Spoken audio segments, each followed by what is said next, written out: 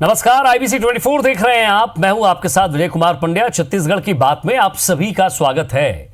छत्तीसगढ़ में चुनाव प्रचार अपने चरम पर है। बीजेपी के लिए पीएम मोदी ने बालोद में चुनावी सभा करते हुए कांग्रेस पर जमकर निशाना साधा। प्रधानमंत्री ने किसानों की कर्ज माफी, आयुष्मान योजना और अफसरों के ट्रांसफर को लेकर कांग्रेस सरकार को बारी बारी से घेरा। वहीं कांग्रेस ने जवाबी पलटवार करते हुए प्रधानमंत्री मोदी को झूठा कहा। साथ ही बीजेपी को ठीक से होमवर्क करने की नसीहत भी दे डाली। ऐसे में सवाल यही उठता है कि किसके दावों में कितना दम है और जनता के सामने कौन सच रख रहा है।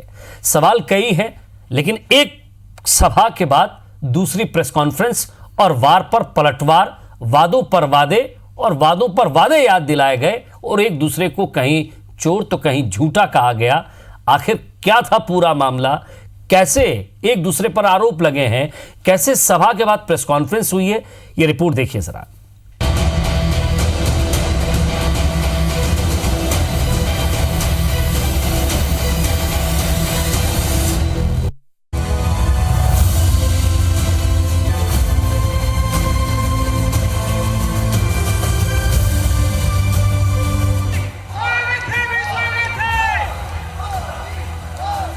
मैं आपका आभार व्यक्त करने आया क्योंकि 2014 में आपके आशीर्वाद से प्रधान सेवक के रूप में मुझे सेवा करने का अवसर मिला। सिवाय जुमले के और कुछ नहीं कहा है।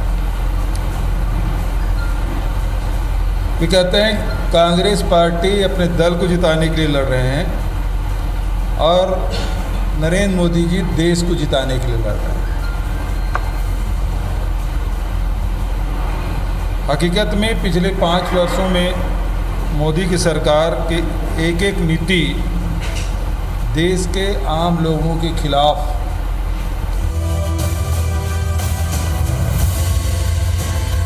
कांग्रेस और उसके साथी चुनाव लड़ रहे हैं आतंकवादियों को, अलगाववादियों को खुली छूट देने के लिए। हम चुनाव लड़ रहे हैं आतंकवादियों को, अलगाववादियों को उनके किए पापों की सजा देने के लिए।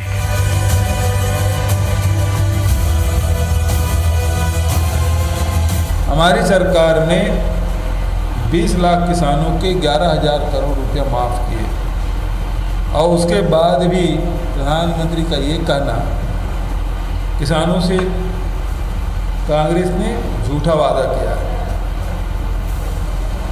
लगता है छत्तीसगढ़ के भारतीय जनता पार्टी के नेताओं ने उसे ठीक से होमवर्क नहीं कराया था।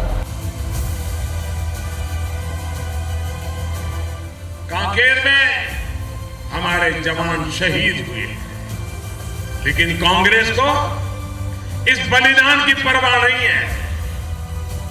कांग्रेस ने अपने ढकोसला पत्र में कहा है कि जो सीमा पर आतंकियों से निपट रहे हैं, जो नक्सलियों से मुकाबला कर रहे हैं, जो इन्फिल्ट्रेटर से मुकाबला कर रहे हैं, ऐसे जवानों को जो एक विशेष कवच मिला हुआ है।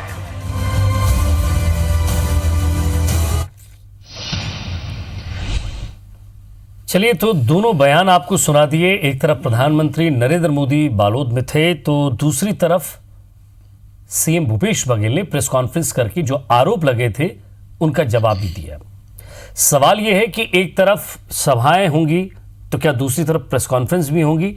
और इस पूरे मुद्दे पर बातचीत करने के लिए हमारे साथ रमेश वल्यानी साहब, कांग्रेस के प्रखर नेता, प्रवक्ता हमारे साथ हैं। वल्यानी जी, स्वागत है आपका। केदार गुप्ता जी, दानेदार आवाज के धनी और बीजेपी प्रवक्ता, नेता हमारे साथ। सबसे पहले केदार गुप्ता साहब, आप ही से मैं जानना चाहूँगा कि आखिर क्या ठीक से होमवर्क नहीं कराया था क्या? क्योंकि सीएम को ये कहना पड़ा कि जब प्रधानमंत्री नरेंद्र मोदी यहाँ आए थे और जब अपने भाषण में वो कुछ बातें कह रहे थे तो बीजेपी नेताओं को, छत्तीसगढ़ के बीजेपी नेताओं को ठीक से उन्हें जानकारी देना थी, क्योंकि उन्होंने कर्जा माफ किया है, उन्होंने वो योजनाएं चला रहे हैं, उन्होंने कोई योजना बंद नहीं की है सरकार की। जो आयुष्मान योजना को लेकर भी सवाल उठे हैं। देखिए विजय जी, आप तो बहुत अनुभवी हैं और अनेक बार आपने प्रधानमंत्री और राष्ट्रीय नेताओं की आम सभा देखी होगी, पर उसके बाद अगर किसी मुख्यमंत्री को प्रेस कॉन्फ्रेंस लेनी पड़ी, मतलब होमवर्क कितना जबरदस्त था, होमवर्क जबरदस्त था, जब तो उनको प्रेस लेनी पड़ी। अगर होमवर्क गलत होता तो जनता समझ लेती है बात जो कह रहे हैं वो असत्य है। और निश्चित रूप से आप देखें तो माननीय भूपेश बघेल जी, हम तो बड़े सम्मान के साथ नाम लेना चाहते हैं, माननीय भूपेश बघेल जी ने स्वयं कहा कि हमने 20 लाख किसानों का कर्जा माफ किया, जबकि 35,11,000 रजिस्टर्ड किसान है और उन सब पर कहीं ना कहीं किसी ना किसी प्रकार का लोन है। जब इनकी राजनीतिक जुमलेबाजी थी, विधानसभा का चुनाव था, तब कांग्रेस सरकार ने कहा था कर्जा माफ, बिजली हाफ। आज कर्जा माफ कहां है?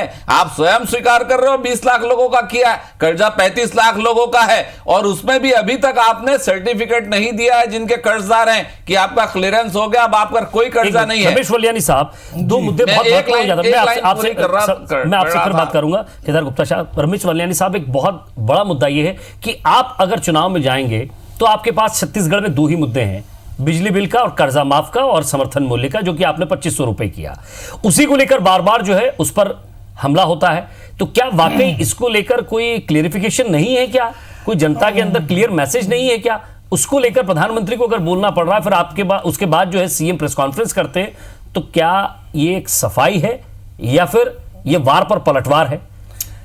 मैं चाहूंगा कि एक चीज और ये बताएं कि 35 लाख किसान है कि 20 लाख किसान है। दरअसल हो क्या रहा है, छत्तीसगढ़ में भारतीय जनता पार्टी बुरी तरह पिट चुकी है। मोदी जी इस बात को लेकर परेशान हैं। अब मोदी जी में हिटलर वाला अक्स तो है ही है, गोएबल्स का अक्स भी आ गया है, क्योंकि ये गोएबल्स थ्योरी भी चल रहे हैं कि एक झूठ को लगातार बोलते रहें देश भर में, तो वो आदमी को लगता है कि कहीं सच तो नहीं है, इसलिए वार के ऊपर पलटवार करने के लिए मजबूरी है हमारे लिए भी कि आप इतना झूठ बोल रहे हो। छत्तीसगढ़ की धरती में किसानों को पता है कि किसानों का कर्जा माफ 2 घंटे के अंदर किया। जिन किसानों का धान खरीदी का मूल्य रमन सिंह नहीं करा पाए 2100 रुपया, वो 25 रुपया हमने कर दिया। और प्रधानमंत्री जी बोलते आदिवासियों के साथ न्याय नहीं किया। आदिवासियों का हमने तेंदुपत्ता तोड़ाई 2500 से बढ़ाकर 4000 कर दिया। आदिवासियों की जो जमीन टाटा स्टील के लिए अधिग्रहण की गई थी उसको ले लिया। तो हमने जो कहा सो किया। मैं आपसे एक सवाल पूछता हूं, क्योंकि अब ये देश का चुनाव हो चुका है, लोकसभा चुनाव है, और केवल देश के मुद्दे पर लड़ा जा रहा है। इस पर योजनाएं या फिर कोई स्वास्थ्य, शिक्षा, रोजगार, इस पर बात नहीं हो रही है। सीधे सीधे देश और सैनिक और साथ ही साथ देश की सुरक्षा, इसी को लेकर टारगेट किया जा रहा है। प्रधानमंत्री नरेंद्र मोदी ने कहा कि सेना को कमजोर करना चाहती है कांग्रेस, और वो इसीलिए चुनाव में अलग अलग मुद्दे उठा रही है। देश में क्या इसी तौर पर एक दूसरे पर छींटाकशी होगी? देखिए, ये जो सत्तारूढ़ पार्टी के प्रधानमंत्री हैं, उनका ये दायित्व बनता है कि लोकसभा चुनाव में अपने रिपोर्ट कार्ड के आधार पर स्पष्ट करें। दरअसल हो क्या रहा है, 2014 में इन्होंने अच्छे दिन के सपने दिखा के जो वायदे किए थे कि विदेशों से काला धन लाऊंगा, 15-15 लाख रुपया हर एक खाते में जमा कराऊंगा, 2 करोड़ नौजवानों को रोजगार देंगे, किसानों के लिए कहा था कि किसानों को हम 1.5 गुना आमदनी देंगे, स्वामीनाथन कमेटी की रिपोर्ट करेंगे। तो इन मुद्दों पर नरेंद्र मोदी जी कोई चर्चा नहीं करते। मैं यहां यह भी याद दिला दूं, 2014 में मोदी जी के शब्द हैं कि आपने 60 भाइयों और बहनों, आपने 60 साल कांग्रेस को मौका दिया है, 60 महीने मुझे दीजिए, 60 महीने बाद मेरा रिपोर्ट कार्ड देख लेना, यदि मैंने अपने वादे पूरे नहीं किए तो किसी चौराहे में फांसी दे देना। हम चौराहे में फांसी तो दे नहीं सकते हैं, लेकिन भारत की जनता के पास एक हथियार है लोकतंत्र में, वोट का हथियार। उस वोट के हथियार से मोदी जी को सजा देंगे। केदार गुप्ता साहब, तो इसको ये डाइवर्ट करना चाहते हैं मूल मुद्दों से। केदार गुप्ता साहब, क्या लग रहा है, कांग्रेस उस जनसभा से बौखलाई हुई है? उस जनसभा से शायद कोई डर है मन में, या फिर जो अपार जन समर्थन दिख रहा था वो भीड़ थी, लाई गई थी या सुनने आई थी, ये तो आप बखूबी बता पाएंगे। देखिए, मुझे 28-30 साल से थोड़ा राजनीति का अनुभव है। मैं देख रहा हूं किसी आम सभा के बाद अगर उस प्रदेश के मुख्यमंत्री को तुरंत प्रेस कॉन्फ्रेंस लेनी पड़ी, मतलब साफ है कि कितनी झुंझुलाहट है या कितनी घबराहट है या कितनी बेचैनी है। वो आम सभा में ऐसे लाखों लोग, मैं समझता हूं कि सबसे बड़ी आम सभा आज की थी। और दूसरी बात जो बात कर रहे थे रमेश भैया, हम सबके माननीय है, सम्माननीय है, रोजगार की मुद्रा बैंक योजना। आप तो सीए है और आपको जानकारी है। आप गुप्ता जी तो प्रधानमंत्री क्यों नहीं स्वीकार करते? आप मुद्रा बैंक योजना तो पीएम कह रहा हूं ना, मेरे को कहने दो, मैं ना। डिस्टर्ब करूंगा तो आपको नहीं अच्छा लगेगा, इसलिए आप मुझे ना करें। मुद्रा बैंक योजना में 12 करोड़ लोगों ने लोन लिया, जिसके डाटा आप इंटरनेट दर्शक चालू करें और देखें मुद्रा बैंक योजना में कितने लोगों को रोजगार के लिए लोन मिला। मैं आपके चैनल के माध्यम से आपसे दर्शकों से हाथ जोड़कर प्रार्थना करता हूं, ये जुमलेबाज कांग्रेसी लोग के संभल के रहें। दूसरी बात, ये कहते हैं बारंबार कि देश में स्वास्थ्य का क्या हुआ। अरे आयुष्मान जैसी योजना जिसमें 5 लाख गरीब परिवारों को मिलता था छत्तीसगढ़ के, उनको आपने बंद कर दिया। मैं कहता हूं अब उनका क्या होगा। आज साफ तौर पर कहा आयुष्मान योजना बंद नहीं की है वरल्यानी साहब। अरे कहने से क्या होता है, बंद नहीं हुई है। कहने से क्या होता है, इन्होंने कहा है कि राइट टू हेल्थ ये हम ये देंगे और राहुल गांधी जी यहां कह के गए हम ऐसी योजना लाएंगे इसलिए इसको बंद कर रहे हैं। तो 5 लाख स्वास्थ्य मंत्री भी कह के गए हैं कि उसे बंद करेंगे। माननीय टीएस सिंहदेव जी, क्या मुझे इन सवालों के जवाब दीजिए जिन्हें खुद मुख्यमंत्री को आकर आरोप लगाना पड़ा। सेना को कमजोर करना चाहती है कांग्रेस, क्या सवाल ही नहीं इस तरह के है। बयानबाजियों से नहीं लग रहा है? मैसेज क्या जा रहा है जनता के बीच? आप चुनाव लड़ रहे हैं। नहीं, दिक्कत क्या है, मूल मुद्दों से ध्यान भटकाने के लिए कौन भटका रहा है? प्रधानमंत्री खुद। प्रधानमंत्री से लेकर भारतीय जनता पार्टी सारे नेता लोग भड़का रहे हैं। और दुर्भाग्य देश में और मुद्दे नहीं बचे केदार गुप्ता साहब, जो सिर्फ और सिर्फ देश ही एक मुद्दा बचा है। क्या इसी को लेकर बार बार बात की जाएगी? क्या नक्सलियों पर जो शहीद जवान हुए हैं उनको लेकर वोट की राजनीति की जाएगी? अगर देश नहीं तो फिर चुनाव क्यों? देश को छोड़कर कैसे बात कर सकते हैं? देश तो सबसे पहले है, फिर चुनाव की आवश्यकता क्या अगर देश नहीं तो? अरे देशद्रोह का जो 127 है, क्यों 124 को क्यों आप संशोधित करना चाहते हैं? क्यों कहना चाहते हैं कि देशद्रोह को हटाएंगे? मैं आपसे दूसरी बात करता हूं कि आप एप्सा जो कानून है आर्म्स फोर्स वाला, उसको क्यों आप ऐसा करना चाहते हैं? मैं कह रहा हूं, एक मिनट, ये डिबेट नहीं भटकेगी, ये डिबेट आप कह रहे हैं देश पहले का, देश तो पहले ही है। जनसभा के बाद जो प्रेस कॉन्फ्रेंस हुई उसी पे डिबेट करेंगे। भारत में आज प्रधानमंत्री नरेंद्र मोदी ने सभा को संबोधित किया, उसके बाद छत्तीसगढ़ के सीएम भूपेश बघेल ने एक प्रेस कॉन्फ्रेंस की और सबसे पहले ये पूछा कि जब आप आए तो 5 साल का रिपोर्ट कार्ड लेकर क्यों नहीं आए? केदार गुप्ता साहब, क्या सिर्फ देश की ही बात करेंगे? 5 साल का रिपोर्ट कार्ड नहीं रखेंगे? मैं आपको दे रहा हूं। आज जब होम लोन, आज से आप आर्थिक बातें भी थोड़ी करनी चाहिए, थोड़ा समय दीजिए। वो आप देखें कि जब हाउसिंग लोन था वो 11% के आसपास था 2014 के पहले, आज वो 8.5% है। जो कमर्शियल लोन व्यापारियों के लिए था सीसी लिमिट में, वो 13% था, आज 9.5-10% के आसपास है। और आज आप देखें कि बैंक ने अभी 0.15 फिर से रेट ऑफ इंटरेस्ट कम कर दिया। तो देश तो कहीं प्रगति कर रहा है ना, पैसे हैं जब तो काम हो रहा है ना। रिपोर्ट कार्ड की दूसरी बात आपको बताता हूं, प्रधानमंत्री आवास योजना में आप एक ग्राम पंचायत में 100 घर बन रहे हैं विजय भाई, 100 घर बन रहे हैं। दूसरी बात आपको बताना चाहता हूं कि make in India, startup India, Raipur के पास में प्रधानमंत्री आवास योजना में मकान बने, लाइट का आता पता नहीं है वहां पे। भाई लाइट आएगी ना, मकान बने, मकान बना कि नहीं, कैसी बात कर रहे हैं? अभी लाइट देना किसका काम है? 5 साल में मकान बनाएंगे, अगले 5 सालों में आप लाइट लाएंगे। अभी लाइट देना किसका काम है? प्रदेश में जिसकी सरकार है उसका काम है। वो तो निकम्मी है, मैं कह रहा हूं ना। हम मकान बना रहे हैं, वो लाइट नहीं दे पा रहे हैं, उनको लाइट देना चाहिए, मैं कह रहा हूं। दूसरी बात, मैं एक लाइन और कहना चाहता हूं, एक लाइन आप देखें जीडीपी। गुप्ता साहब, वरल्यानी जी कुछ कह रहे हैं जी। आपने रिपोर्ट कार्ड पे इनसे जवाब मांगा, तो ये रिपोर्ट कार्ड यदि सब सही है तो प्रधानमंत्री जी को रिपोर्ट कार्ड पेश करना चाहिए ना। उन्होंने तो सार्वजनिक घोषणा की थी कि 5 साल में रिपोर्ट कार्ड दूंगा, नहीं तो चौराहे में फांसी चढ़ा देना। तो भूपेश बघेल जी ने सही पूछा है ना, रिपोर्ट कार्ड में क्या है? 15 लाख रुपए आए क्या? 2 करोड़ नौजवानों को रोजगार दिया क्या? स्वामी नाथन कमेटी लागू की का किसानों के ऊपर? ये रिपोर्ट कार्ड लगा रहे हैं कि आपने केंद्र की योजनाओं को बंद कर दिया है। कहीं कोई बंद नहीं किया, आयुष्मान योजना को बंद किया, बंद किया, दाल भात योजना को बंद किया, दाल भात केंद्र सरकार बंद कर दिया। आप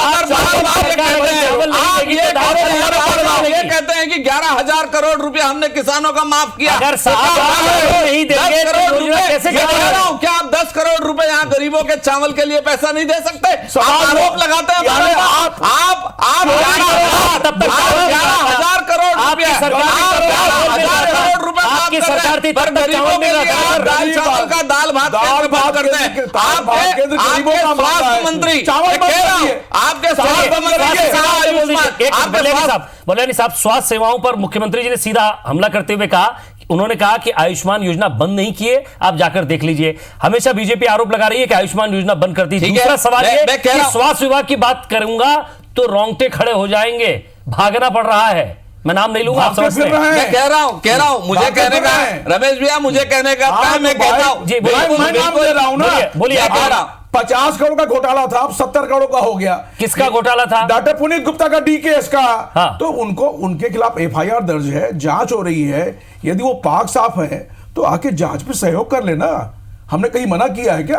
कानून क्यों फिर? चलिए, समय बहुत कम है, गुप्ता साहब कानून का अपना दायरा है। आपने एफआईआर नोट कर दी, आपने कह दिया वो फरार है, फिर ऐसी कौन सी बड़ी घटना आ गई और ऐसे कितने लोगों के ऊपर आपने लुकआउट सर्कुलर जारी किया? अगर हम कहते हैं ये बदलापुर की राजनीति है तो उसका ये नितांत और नितांत सीधा सबूत है। आप देखें, अरे भाई कानून के हिसाब से सरकार आपकी है, इसका मतलब हमारी पार्टी के नहीं है। कांग्रेस की नियत में मैं कहता हूं क्यों बदला ले रहे हैं? वो कह रहे हैं ढकोसला पत्र। माननीय मुख्यमंत्री जी ने भी कहा, माननीय प्रधानमंत्री जी ने भी कहा है, बोले दीजिए कार्यकर्ताओं के ऊपर एफआईआर हो रहे हैं। बोलिए, आप बोलिए बरलानी साहब जी। हाँ, प्रधानमंत्री को अपने पद की गरिमा का भी ध्यान रखना चाहिए। एक राष्ट्रीय पार्टी जिसने देश को आजाद किया, जिसने पाकिस्तान के 2 टुकड़े कर दिए, उसको वो राष्ट्रवाद सिखाते हैं। फिर अब ये घोषणा पत्र, झूठा मोदी कहते हैं। घोषणा पत्र तो इसलिए कहना पड़ता है ना। घोषणा पत्र एक पार्टी का एक वचन पत्र होता है। आप भी घोषणा पत्र करेंगे, आप घोषणा पत्र कर दिए। घोषणा पत्र के हमारे जो वायदे हैं उसको ऊपर बात करिए ना। हमने शिक्षा पर क्या व्यवस्था की है, स्वास्थ्य के लिए क्या बोल रहे हैं, 370 पर क्या व्यवस्था किया बताइए। मैं पूछता हूं रमेश भैया, मैं पूछता हूं आपने 370 में क्या कहा है बताइए। क्या आप 370 को नहीं हटाएंगे कहते हैं? क्या हिंदुस्तान को एक करने का आपका विचार नहीं है? क्या आप जम्मू कश्मीर आतंकवादियों को शरण देना चाहते हैं? क्या आप देशद्रोह का 124 कानून को हटाना चाहते हैं? क्या आप एमसा को हटाकर हमारे सशस्त्र बल के सेना उनका कमजोर करना चाहते हैं? क्या आतंकवादियों से सेना न लड़े आप ऐसा चाहते हैं? मैं बात कर रहा हूं आपके मैनिफेस्टो पर, मुझे जवाब दीजिए। 370 का क्या होगा? मैं कह रहा हूं, अरे आप कहां लगते हो?